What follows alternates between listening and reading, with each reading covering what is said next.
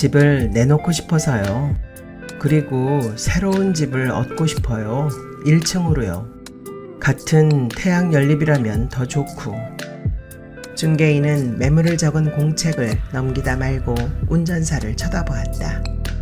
오랫동안 부동산을 해왔지만 같은 연립으로 이사를 가겠다는 사람은 처음이었기 때문이다.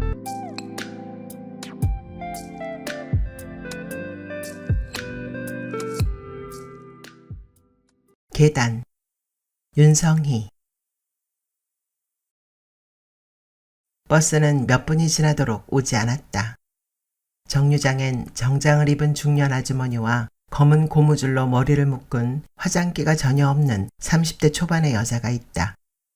그들에게서 2발짝 정도 떨어진 거리에 쑥색 카디건을 입은 남자가 바카스를 손에 든 채 서 있다. 이놈의 동네에 이사를 가든지 해야지. 중년 여자의 투덜거리는 소리를 들으며 남자는 들고 있던 바카스를 한 모금 마셨다. 저 멀리 택시가 다가오자 중년 아주머니와 남자가 동시에 손을 번쩍 들었다. 택시는 정류장을 지나쳐 부동산 앞에 멈추었다. 택시 운전사가 차에서 내리더니 달려오는 남자를 향해 어깨를 으쓱하며 미안한 표정을 지었다. 남자는 택시 운전사가 부동산으로 들어가는 것을 보면서 들고 있던 바카스를 마저 마셨다. 택시 운전사는 미세요 라고 적혀있는 부동산 문을 잡아당겼다. 문은 콘크리트 바닥을 긁으면서 날카로운 쇳소리를 냈다. 집을 내놓고 싶어서요. 운전사의 말에 부동산 중개인은 찌푸렸던 미간을 펴고는 냉장고 문을 열어 요구르트와 바카스를 꺼냈다. 태양 연립 2동 504호입니다. 중개인은 책상 서랍에서 두툼한 공책을 꺼내 매매 태양 연립 2동 504호라고 적었다. 그 위에는 매매 태양 연립 2동 104호라고 적혀 있다. 부동산은 이 동네에서 33년째 한 곳을 지키고 있다. 중개인은 태양 연립이 지어졌을 때를 기억했다. 원래 연립이 있던 터는 야트막한 산이었는데 땅 주인의 외아들이 태양건설이라는 회사를 차리고는 그 자리에 연립을 지었다. 나중에 들리는 소문에 의하면 땅 주인은 그곳에 건물이 들어서는 것을 한사코 반대했다고 한다. 땅 주인이 죽은 것은 연립이 거의 다 지어졌을 무렵이었다. 아들은 유산으로 물려받은 논과 밭을 팔아 옆 동네에도 태양 연립을 짓기 시작했다. 태양 1차 연립, 2차 연립. 그렇게 번호를 붙인 걸로 보아서 3차 연립을 짓는 것이 꿈이었던 모양이었지만 그렇게 되지는 못했다. 붉은 벽돌로 지어진 태양 연립은 급격하게 쇠락했다. 이름 때문인지 태양이 내리쬐는 한낮이면 건물에 나 있는 가는 금까지도 선명하게 보이는 듯 했다. 그리고 새로운 집을 얻고 싶어요. 1층으로요. 운전사는 바지에 손바닥을 문지르며 말했다. 같은 태양 연립이라면 더 좋고. 중개인은 매물을 적은 공책을 넘기다 말고 운전사를 쳐다보았다. 오랫동안 부동산을 해왔지만 같은 연립으로 이사를 가겠다는 사람은 처음이었기 때문이다. 중개인은 고개를 갸우뚱하며 오늘은 참 이상한 날이라는 생각을 했다. 태양 연립 104호에 산다는 남자가 찾아온 것은 30분쯤 전이었다. 104호 남자는 지금 살고 있는 연립을 내놓았다. 그리고는 그 돈에 맞는 적절한 집을 하나 구해달라고 1층만 아니면 된다고 했다. 태양 연립은 2년 동안 거의 거래가 없었다. 손님께서도 알겠지만 태양 연립은 워낙 시세가 없어요. 그걸 팔아서 근처에 다른 집을 얻을 수가. 말을 하다 말고 중개인은 검지손가락으로 머리를 가볍게 톡톡 쳤다. 맞아, 그 방법이 있었지. 그렇게 중얼거리면서 중개인은 태양연립 104호에 사는 남자에게 전화를 걸었다. 104호 남자는 타일에 놓을 두 알을 삼켰다. 동네 새마을금고에서 나누어주는 날짜가 커다랗게 찍힌 달력은 아직도 2월이다. 2월 24일에 커다랗게 동그라미가 쳐 있다. 거실에는 가구가 별로 없는데도 다른 집의 거실보다 훨씬 작아 보였다.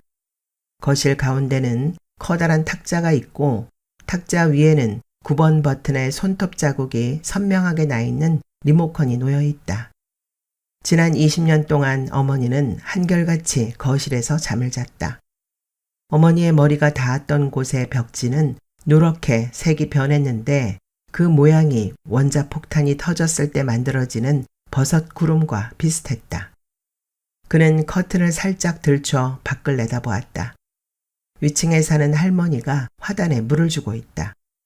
위층 할머니는 겨울을 제외하고는 거의 1년 내내 화단 주위에서 하루를 보냈다. 한여름이면 넝쿨 장미가 3호와 4호 라인 입구에 멋진 그늘을 만들어 주었고 위층 할머니는 그 아래 돗자리를 깔고 여름을 났다. 지겨워 저 할망구. 어머니는 그렇게 말하면서 두꺼운 커튼을 치곤 했다. 어머니는 그때 왜 그런 생각을 하지 못했을까? 할머니가 허리를 펴다 그와 눈이 마주쳤다. 그는 가볍게 목인사를 하고는 커튼을 닫으면서 생각했다. 위층 집과 맞바꾸었으면 되었을 것을. 그러면 위층 할머니는 화단을 가꾸기 위해 어머니 눈치를 보지 않아도 되었을 것이고 어머니는 위층 할머니가 우리 집을 훔쳐본다는 피해 망상에서 벗어날 수 있었을 텐데. 어머니가 돌아가셨을 때 가장 많이 눈물을 흘린 사람은 이모였다. 그리고 그 이모만큼 눈물을 흘린 사람은 위층 할머니였다. 그는 위층 할머니의 눈물을 보고 적잖이 당황했었다. 그 눈물이 무엇을 의미하는 것인지, 어째서 혈육인 자신보다 더 많은 눈물을 흘리는지 그는 헤아릴 수가 없었다. 그는 슬펐고 그 슬픔이 자신을 단단하게 만들었고 그래서 눈물을 흘리지 않았다. 그는 옆으로 누워서 자던 잠버릇을 버리고 천장을 쳐다보면서 잠을 자기 시작했다. 옆으로 누워 자다가도 자기도 모르는 사이 눈물이 흐를까봐. 부엌으로 가다 어머니의 돋보기를 밟았다. 돋보기의 한쪽 다리가 부러졌다. 그는 부러진 돋보기를 얼굴에 대고 렌즈를 통해 부엌을 들여다보았다. 애당초 이사는 아무 곳으로 가도 상관없잖아. 그는 자신에게 말했다. 어머니 흔적이 묻어있는 이 집에서 벗어날 수만 있다면. 그는 버스 정류장에 있는 부동산으로 전화를 걸었다. 네, 생각해 봤습니다. 그렇게 하지요. 504호 남자는 이를 닦다 말고 전화를 받았다. 정말입니까? 그렇게 말하고선 그는 입속에 남아있는 치약을 삼켰다. 치약에서 소금 맛이 느껴졌다. 화장실에는 소금 성분이 함유된 치약이 3상자나 남아있다. 박스에는 기적의 미백 효과라고 적혀 있다. 치약은 아내가 은행 앞에서 좌판을 펴놓고 팔던 것들이었다. 아내는 치약뿐 아니라 바퀴벌레 퇴치약도 같이 팔았는데 그것들을 팔 적에는 반드시 흰 가운을 입었다.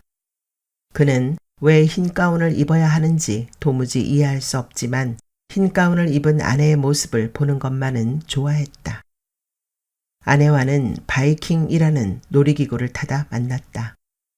조카의 손에 이끌려 몇 개의 놀이기구를 탄 끝이라 그랬는지 바이킹을 타자마자 속이 울렁거리기 시작했고 결국 기구가 움직이자 앞에 앉은 여자의 머리에 토해버리고 말았다. 여자가 머리를 감는 동안 그는 놀이동산의 마스코트가 커다랗게 새겨진 분홍색 티셔츠를 사왔다. 죄송합니다. 그는 몇 번이나 머리를 조아리며 사과를 했고 여자는 티셔츠에 새겨진 활짝 웃는 마스코트를 손으로 가리키면서 말했다. 이렇게 웃으라는 건가요? 화내지 말고. 그리고 몇 달 후 그는 그 여자와 결혼을 했다. 아내는 최고급 소파를 사왔다.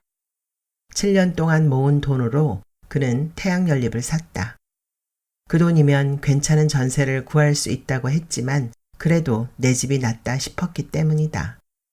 먼저 살던 사람들은 정년 퇴임을 한 교장 부부였다. 계약한 날이 지나도록 이사를 가지 않아서 그의 속을 태우기도 했다. 아내가 사온 소파를 놓자 거실의 반이 줄어들었다. 아내는 집이 너무 작다고 투덜댔고 그럴 때마다 그는 쓸데없이 소파는 왜 사왔느냐고 큰 소리를 쳤다. 그는 난간을 붙잡고 천천히 계단을 내려갔다. 5층 베란다에 서서 그는 아내가 떠나는 것을 지켜보았다.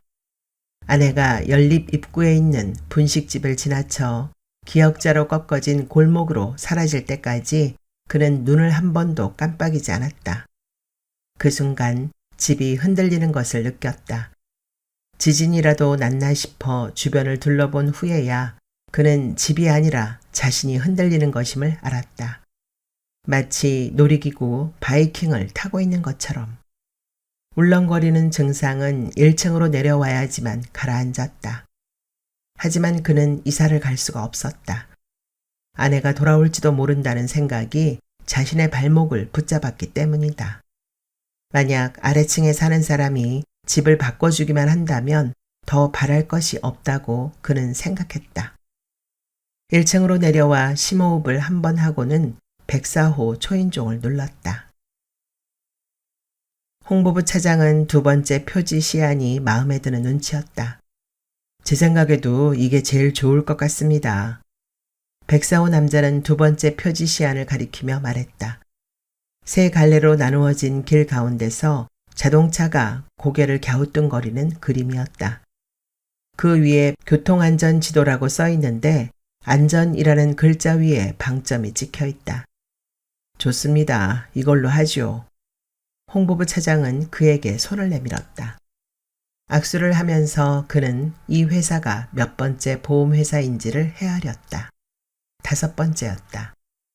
그가 지금 회사에 입사를 했을 적만 해도 사장은 보험회사와 단 한 건의 계약도 성사시키지 못했다.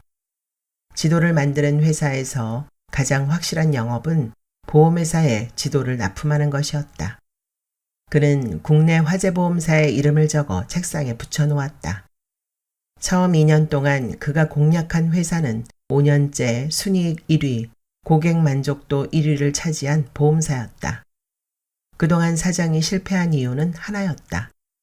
사장은 매출이 가장 적은 고객 만족도 리스트에서 언제나 8, 9위를 하는 회사와 접촉했기 때문이었다. 하지만 그의 생각은 달랐다. 가장 높이 매달려 있는 끈을 잡기만 한다면 그 아래에 있는 끈들은 쉽게 잡힐 것이라고 그는 사장에게 말했다.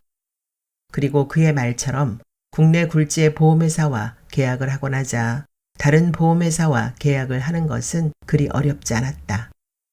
그는 회사로 돌아와 디자이너에게 두 번째 표지 시안이 통과되었음을 일러주었다. 자리에 앉아서 커피 한 잔을 마시려고 할 때 전화벨이 울렸다. 네, 우길지도입니다. 거기 지도 만드는 회사죠? 남자의 목소리는 이미 고조된 상태였다. 수원시 지도를 펴보세요. 남자는 그렇게 말하고는 한참 동안 말이 없었다. 전화기 저편에서 남자가 누군가와 이야기를 나누는 소리가 작게 들렸다. 왜 말을 안 해? 잠깐 기다려봐. 지도를 찾고 있나 보지. 그제서야 그는 남자가 왜 말을 안 했는지를 알았다. 그리고는 네, 지도를 펼쳤습니다. 라고 공손하게 대답했다. 거기 우리 동네가 나오잖아요. 오른쪽 가장자리에 주공아파트라고 보이죠? 그 옆이 우리 동네인데 왜 지도에 안 나오는 거죠? 퇴근을 하는 길에 그는 대형 쓰레기 봉투를 샀다. 안방은 잠겨 있었다. 그는 신발장을 열어 어머니가 신던 겨울 부츠에서 열쇠 뭉치를 꺼냈다. 모니터를 비스듬하게 집어넣을 수 있는 컴퓨터 책상과 인체공학적으로 설계를 했다는 의자는 그의 방에 있는 것과 똑같았다. 컴퓨터의 파워 버튼을 눌렀다. 바탕 화면엔 9살 무렵의 그와 형이 어깨동무를 하고 찍은 사진이 깔려 있다. 형이 실종되었을 때 어머니는 이 사진을 오려 전단지를 만들었다. 얼굴이 똑같은 쌍둥이였기 때문에 그의 사진을 써도 되었을 텐데 어머니는 한사코 형의 오른쪽 턱이 어깨동무를 한 그의 손에 가려진 이 사진을 쓴다고 우겼다. 형은 사진 찍는 것을 싫어했다. 네 사진을 보면 되잖아. 형은 그렇게 말했었다. 그는 바탕화면에 있는 사진을 삭제했다. 장롱과 벽 사이엔 사람이 한 사람 들어갈 정도의 공간이 있고 거기엔 야구 글러브와 배트, 축구공, 농구공 같은 것들이 들어있다. 그는 그것들을 쓰레기 봉투에 집어넣었다. 그가 축구공을 사오면 어머니는 그날로 똑같은 축구공을 사왔다. 책상 서랍을 빼서는 안에 들어있는 것들을 모조리 쓰레기 봉투에 넣었다. 한 번도 쓰지 않은 색색의 펜들과 초등학교 3년 동안 빠짐없이 탔던 개근상과 우등상장이 버려졌다. 그는 옷장 위에 올려져 있는 상자를 내렸다.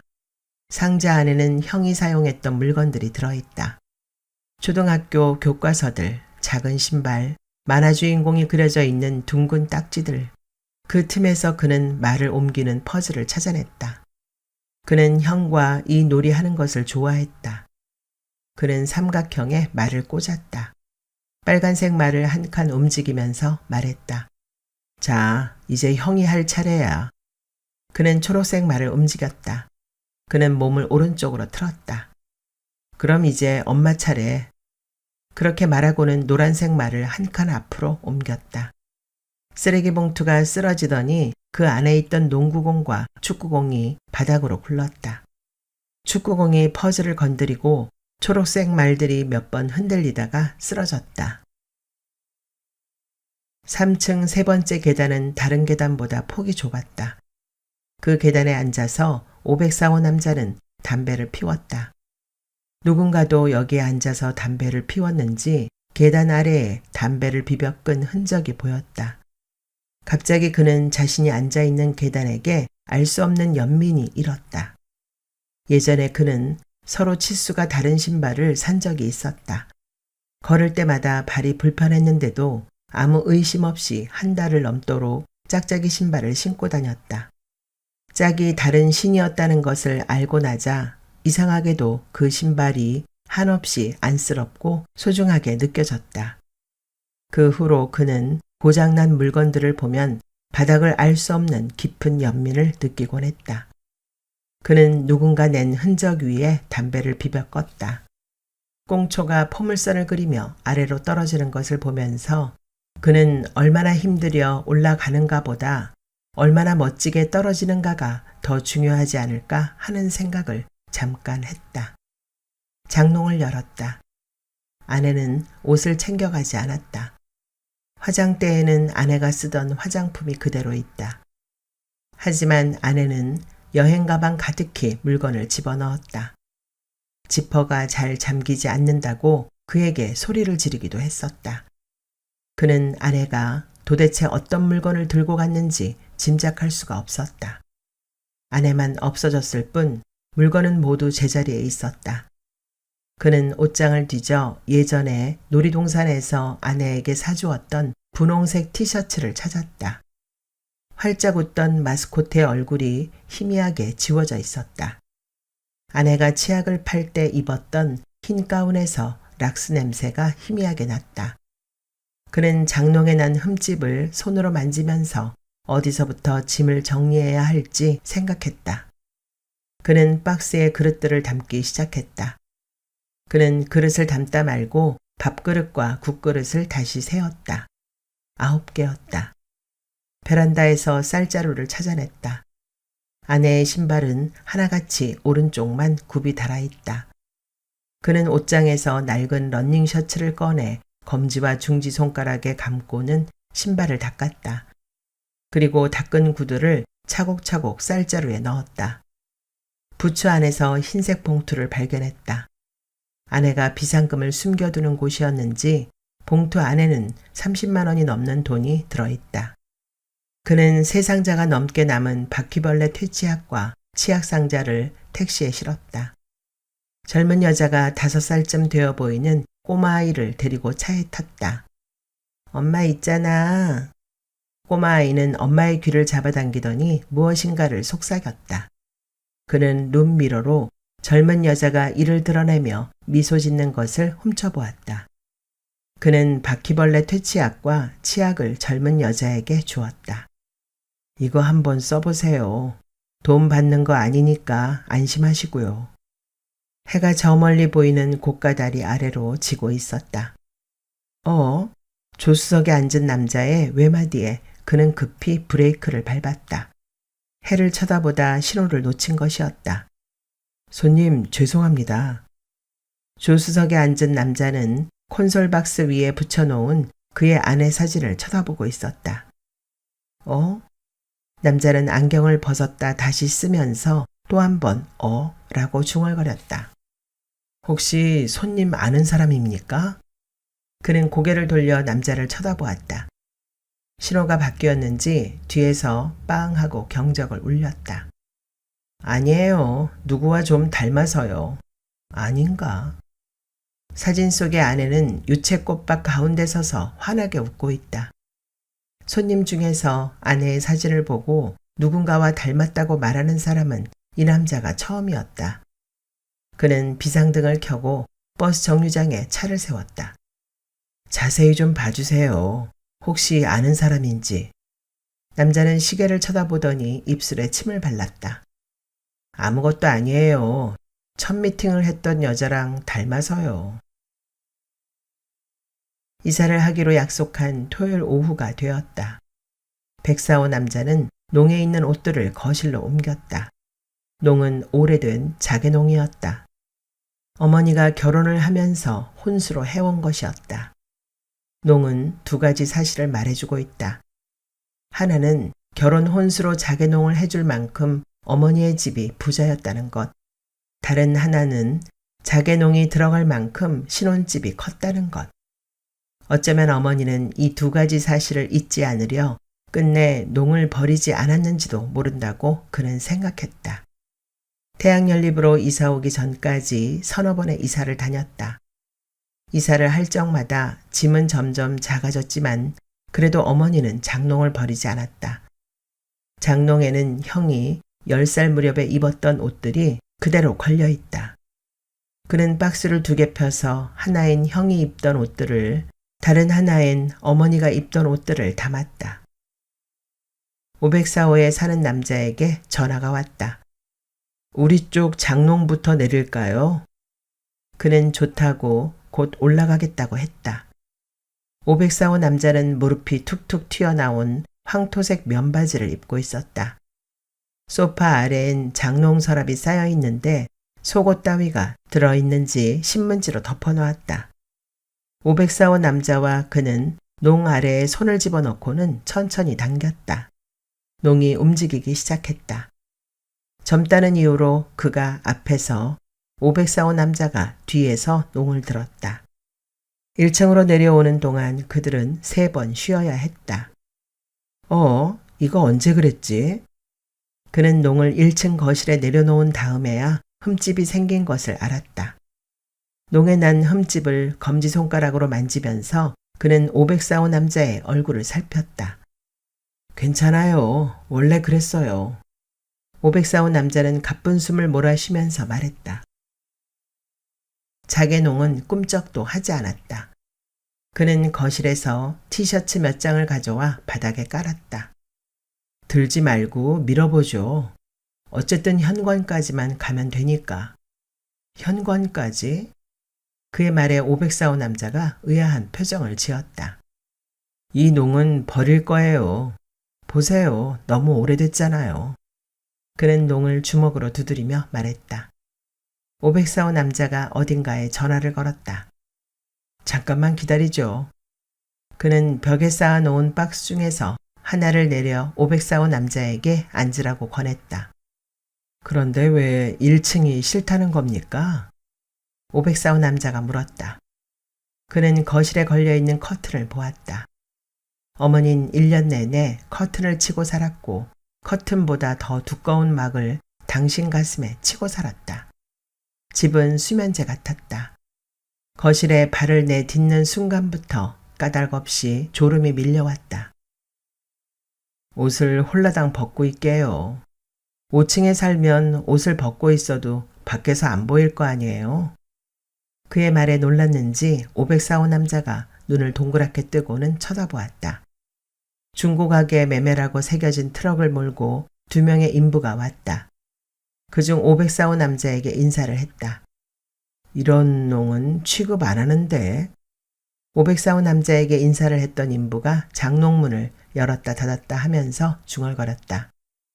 다른 인부가 방에 불을 켰다.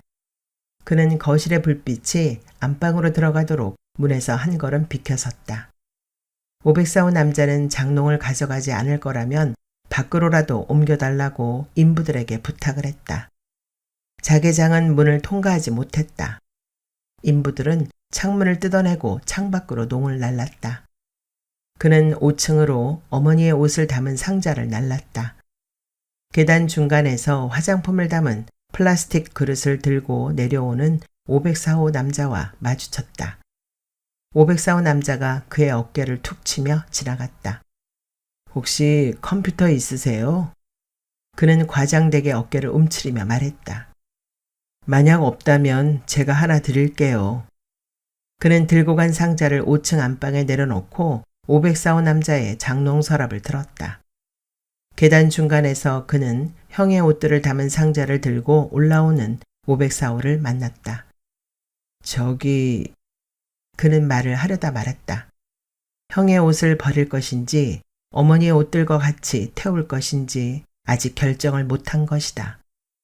504호 남자는 상자를 계단에 내려놓더니 그가 들고 있는 서랍을 달라는 손짓을 했다. 그는 심술궂은 표정으로 504호 남자의 엉덩이를 툭 쳤다. 베란다에 서서 그는 연립 입구에 서 있는 교회 버스를 향해 빠른 걸음으로 다가가는 아주머니를 보았다. 그는 아침이면 베란다에 서서 동네 사람들의 아침 풍경을 구경하는 것을 좋아했다. 그런 점에서 5층은 딱 적당했다. 사람들의 얼굴이 자세히 보이지 않아서 좋았고 그러면서도 그들이 하는 행동이 한눈에 들어와서 좋았다. 오늘 아침으로 이 베란다와도 이별이군. 그는 베란다의 난간을 꽉 잡았다. 차가운 기운이 몸으로 퍼졌고 그는 재채기를 했다. 104호 남자는 짐이 별로 없었다. 안방에 쌓아놓은 몇 개의 상자가 전부였다. 상자엔 알 수 없는 글씨들이 적혀 있었다. 104호 남자는 아직 일어나지 않은 모양이었다. 몇 번이나 전화벨이 울려도 받지 않았다. 그는 신발을 담은 쌀자루를 들고 아래층으로 내려갔다. 아래층 남자의 짐이 별로 없었기 때문에 농과 화장대와 침대를 나르면서 그는 괜히 미안했었다. 신발 자루를 104호 문 옆에 두고 다시 올라가 집들이 할 때 딱 한 번 썼던 상을 가지고 내려왔다. 아마 상은 한쪽 다리가 삐걱거릴 것이다. 상을 내려놓고 다시 위층으로 올라가려다 그는 멈칫했다. 104호 문 옆에 두었던 신발 자루가 보이지 않았다. 그는 104호 초인종을 눌렀다. 아무런 기척이 없어서 문을 두드렸다. 벌써 오셨어요? 그의 뒤에서 목소리가 들렸다. 104호 남자는 근처 해장국집에서 아침을 먹고 오는 길이라고 했다. 신발이 없어졌다고요? 잠깐만 있어봐요. 그렇게 말한 다음 104호 남자는 한참 후에 돌아왔다. 아무도 못 봤다는데요? 자루를 짊어지고 가는 사람은. 1층 작은 방에 있던 농이 5층 작은 방에 맞질 않았다. 손가락 2마디 정도의 공간이 모자랐다. 같은 라인에 있는 집인데 왜 크기가 다르죠? 104호 남자는 천장을 쳐다보고는 독백 같은 질문을 허공에다 했다. 농을 가로로 놓으면 침대가 들어갈 공간이 마땅치 않았다. 그냥 안방에서 자요. 큰 방 놔두고 왜 작은 방을 고집해? 그는 어떻게 하면 침대를 넣을 수 있는지를 궁리하고 있는 104호 남자에게 말했다. 104호 남자는 천천히 눈을 감았다 떴다. 눈 하나는 깨끗하군. 그렇게 생각하면서 그도 천천히 눈을 감았다. 그리고는 104호 남자의 침대에 누워 몸을 흔들었다. 그릇을 나르는 것은 쉽지 않았다. 다른 상자들과 달리 그릇이 담긴 상자들은 무게가 있어서 둘이 들어야 했다. 저 형님이라고 불러도 될까요? 백사오 남자가 계단을 내려가면서 말했다. 나이가 어떻게 되는데? 그렇게 말하면서 그는 백사오 남자의 나이를 짐작해 보았다. 많아야 26? 올해 30이요. 형님은? 30이야. 난 33인데. 에이, 그럼 그냥 형이네. 백사오 남자는 무릎을 들어 상자를 받치고는 오른쪽 팔을 털면서 말했다. 내가 좀 늙어 보이지. 1층 거실에 앉아 짜장면을 먹었다. 음식값은 내가 낸다. 그는 단무지를 씹으면서 말했다. 아니에요. 내가 낼게요. 그는 깔고 앉은 티셔츠를 보았다. 모자가 달린 회색 티셔츠였다. 백사오 남자는 그것과 똑같은 티셔츠를 입고 있다. 똑같은 옷이 2개인가 봐. 그의 말에 백사오 남자는 짜장면을 씹지도 않고 꿀꺽 삼켰다. 그는 자신도 모르게 침이 꿀꺽 삼켜졌다. 저기 있잖아. 둘이 동시에 말을 했다. 너부터 해. 아니, 형부터 해요. 서로 몇 번씩 양보를 한 끝에 그가 입을 열었다. 냉장고를 꼭 옮겨야 하니? 괜찮다면 당분간 그냥 바꿔 쓰자. 냉장고는 아내가 혼수로 사온 것이었다. 하지만 아내가 돌아온 다음에 그때 다시 바꾸자고 해도 늦지 않을 것이라고 그는 생각했다. 백사오 남자가 그에게 손을 내밀었다. 우리 악수해요, 형. 텔레파시가 통했나? 방금 내가 하려는 말이 그거였어요. 504호 남자는 소파를 가져가지 않았다. 네가 쓰려면 써라. 그냥 가지기 싫으면 컴퓨터랑 바꾼 걸로 하든지. 그렇게 말할 때 504호 남자의 검은 눈동자가 깊어졌다. 그 눈빛을 보면서 그는 504호 남자가 언젠가는 소파를 찾으러 올 것이라고, 그 전까지 잠시 맡아두는 것이라고 생각했다. 벽지는 깨끗했다. 아마 도배를 한 지 얼마 되지 않은 듯 했다. 그는 어머니의 머리가 닿아서 누렇게 변해버린 백사호 거실을 떠올렸다. 그 자리를 가리는 데는 소파만큼 좋은 게 없으리라. 그는 소파에 앉아서 건너편 동에 불이 꺼지는 것을 보았다. 저 집이면 3동 306호겠지. 저긴 3동 402호? 그런 것들을 헤아리는 동안 단 한 집만을 빼고는 3동 전체가 불이 꺼졌다. 그는 갑자기 불이 켜져 있는 그 집이 궁금해졌다. 1층에 살 적엔 미처 깨닫지 못했던 사실이었다.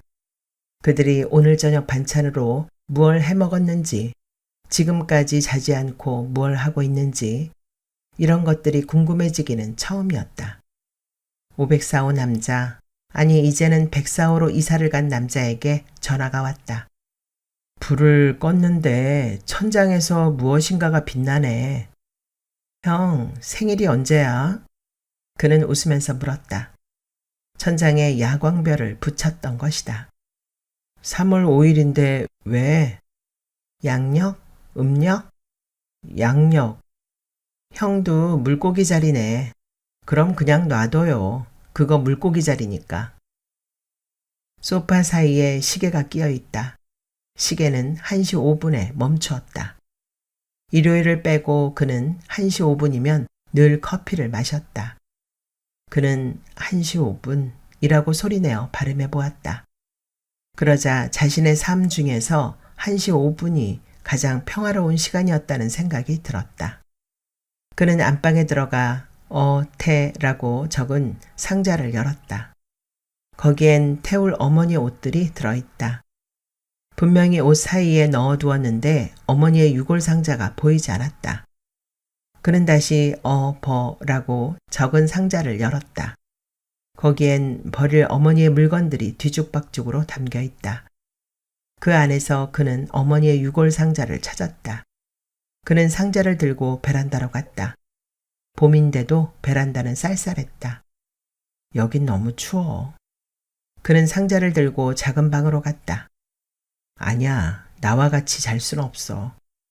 어머니는 언젠가는 형이 돌아와 당신의 유골을 뿌려주길 원했다. 그는 싱크대 찬장을 열고 그 안에 상자를 두었다. 요리하는 것을 좋아하셨던 분이니까 부엌에 있는 것이 가장 마음이 편하실 거야. 그는 그렇게 말하면서 자신을 위로했다. 그리고는 서랍에서 타이레놀 2알을 꺼내 물도 없이 삼켰다. 그는 티셔츠를 벗고 러닝 셔츠도 벗었다. 맨살이 가죽 소파에 닿는 느낌은 그리 나쁘지 않았다. 5층으로 이사 왔으니 이제 커튼 같은 것은 절대 치지 않을 것이다. 그는 오른쪽으로 누워봤다가 왼쪽으로도 누워봤다. 거실에 소파가 있어도 가구가 없던 1층보다 훨씬 넓어 보였다. 그는 바지도 벗었다. 재채기가 났다. 몸을 움직일 때마다 소파에 달라붙어 있던 살이 떨어지면서 소리를 냈다. 그 소리를 들을 때마다 어린아이의 울음소리가 들리는 듯 했다. 천장에 붙어 있던 야광별은 몇 분이 지나가 저절로 사라졌다. 그는 침대에서 내려 쪼그려 뛰기를 100번 했다. 그래도 잠은 오지 않았다. 다시 팔굽혀펴기를 30번 했다. 뒤꿈치를 세게 내디디며 계단을 오르는 발소리가 들렸다. 발소리는 아주 느려 한 발을 디디고 또 한 발을 디딜 때까지의 간격이 꽤 되었다. 그는 자신도 모르게 한숨이 나왔다. 느린 발소리에 하루의 피곤이 섞여 있는 것 같았고 그 피곤이 자신에게 전해지는 것 같았다. 누구의 발소리일까? 그는 궁금해졌다. 203호에 사는 여자? 아니면 404호에 사는 수험생? 이대로 일주일쯤 보낸다면 3, 4호 라인에 사는 사람들의 발소리를 모두 익힐 수 있을 것이라고 그는 생각했다. 시계 초침 소리가 저벅저벅하고 누군가의 발소리처럼 들렸다. 새벽녘에 물을 마시러 부엌으로 가다가 그는 다시 몸이 흔들리는 것을 느꼈다. 지진이 났나 싶어 문지방을 딛고는 한참 동안 몸을 웅크리다가 흔들리는 것은 세상이 아니라 자신임을 알아차렸다. 그는 벽지에 나 있는 누런 얼룩을 보았다. 그는 그 아래 베개를 2개 쌓아놓고는 비스듬히 누웠다. 그의 머리가 벽지에 나 있는 얼룩에 닿았다. 먼저 살던 104호 남자는 이렇게 누워서 텔레비전을 본 모양이었다. 귀퉁이의 몸이 적당히 파묻히는 게 누워서 텔레비전을 보기엔 적당한 자리였다. 그는 리모컨을 눌렀다. 건전지가 없는지 텔레비전은 켜지지 않았다. 소파를 없앴건만 그래도 거실은 좁아 보였다. 그는 504호 초인종을 눌렀다. 잠을 안 자고 있는지 금방 누구세요? 라는 소리가 들렸다. 놀이동산을 가자고. 가서 바이킹만 한 번 타면 모든 것이 좋아질 것 같다고 그는 말했다. 놀이동산에 가는 동안 짙은 안개를 만났다. 와, 마치 구름 속을 뚫고 지나가는 것 같아. 새롭게 504호 주인이 된 남자는 과자를 먹으며 계속 무슨 말인가를 중얼거렸다. 형, 안개가 무서운 것은 길이 보이지 않아서가 아니라 앞서 지나가는 차들이 보이지 않기 때문이죠. 안개가 걷히면서 놀이동산 입구에 심어놓은 가로수들이 서서히 보이기 시작했다. 먼저 나무인 듯한 실루엣이 보이고 그 다음으로 굵은 가지들이 보이고 그 다음으로 장가지들과 풍성하게 솟아난 푸른 잎들이 보였다. 주차장에 차를 세울 때쯤 안개가 말끔하게 걷혔다. 그는 놀이동산을 감싸고 있는 산자락을 보았다. 지금 눈앞에 보이는 풍경들은 온전히 자신만을 위한 것 같았다. 만지기만 해도 손자국이 날 것 같이 여린 잎들이 달려있는 나무들도 자신만을 위해 꽃을 피우는 것 같았다. 주차장에는 차가 한 대도 없었다. 그는 차를 주차장 한가운데 주차시켰다. 놀이동산은 아직 문을 열지 않았다. 504호가 자판기에서 커피를 뽑아왔다. 택시 안에는 우길 지도에서 만드는 지도책이 있었다. 나한테 지도책이 3권 있는데 오직 이 책에만 태양연립이 나와 있어. 그는 지도에서 태양연립을 찾아서 504호 남자에게 보여주었다. 형, 국도가 몇 번까지 있는지 알아요? 56번까지 있어요. 난 그 길을 모두 달려보고 싶어요. 그는 504호 남자를 운전석에 태웠다. 택시는 계속해서 주차장을 빙글빙글 돌았다. 뒤로도 갔다가 앞으로도 갔다가 주차선 안에 반듯하게 차 대는 것을 연습하기도 했다가 다시 주차장을 한 바퀴 돌았다. 멀리서 보면 택시는 운전학원의 연습용 차량 같았다. 첫 번째로 입장하는 고객이라며 그들은 우스꽝스러운 안경을 사은품으로 받았다. 알이 커다란 노란색 선글라스였는데 뿔테에 놀이동산의 마스코트가 달려 있었다. 그는 504호 남자를 보고 웃었다. 안경이 얼굴의 반을 차지했다. 504호 남자도 그를 보고 웃었다. 그들은 바이킹을 타러 갔다. 바이킹 이쪽 편에 그가, 반대편에 504호 남자가 탔다. 손님은 단 2사람이었다. 커다란 배가 출렁이는 바다를 가르고 천천히 움직이기 시작했다.